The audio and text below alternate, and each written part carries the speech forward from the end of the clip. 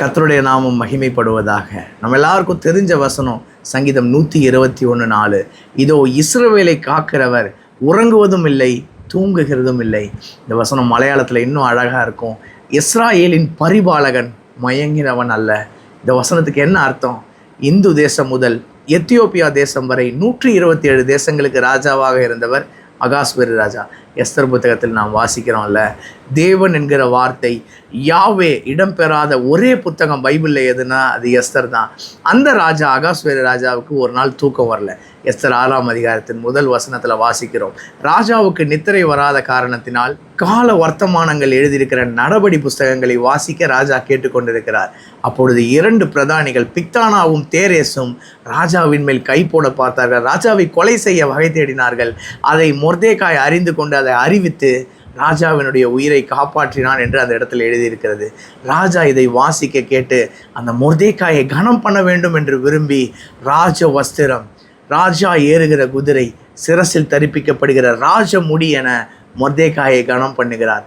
அந்த எஸ்தர் புத்தகத்தின் கடைசி வசனத்தில் வாசிக்கிறோம், ராஜாவாகிய அகாஸ்வேருவுக்கு 2ஆவதாக மொர்தேகாய் அந்த தேசத்தில் உயர்த்தப்படுகிறார்ல. இது எல்லாவற்றுக்கும் என்ன காரணம்? அன்று ராத்திரி அந்த ராஜாவுக்கு தூக்கம் வரல.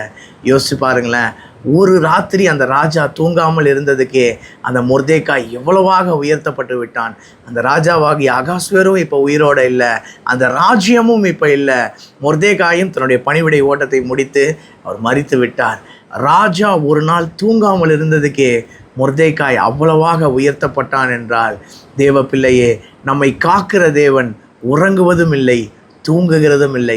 அதனால தான் சங்கீதக்காரனாகிய தாவீது சொல்கிறார், நான் படுத்து நித்திரை செய்தேன், விழித்து கொண்டேன், கர்த்தர் என்னை தாங்குகிறார்.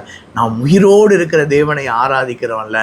எபிரேயரை இயற்றிய ஆக்கியோன் எபிரேயர் 7:25 சொல்கிறாரு, தமது மூலமாக தேவனிடத்தில் சேருகிறவர்களுக்காக அவர் வேண்டுதல் செய்யும்படி எப்பொழுதும் உயிரோடு இருக்கிறவராகையால் நம்மை முற்றுமுடிய ரட்சிக்க வல்லமை உள்ளவராக இருக்கிறார்.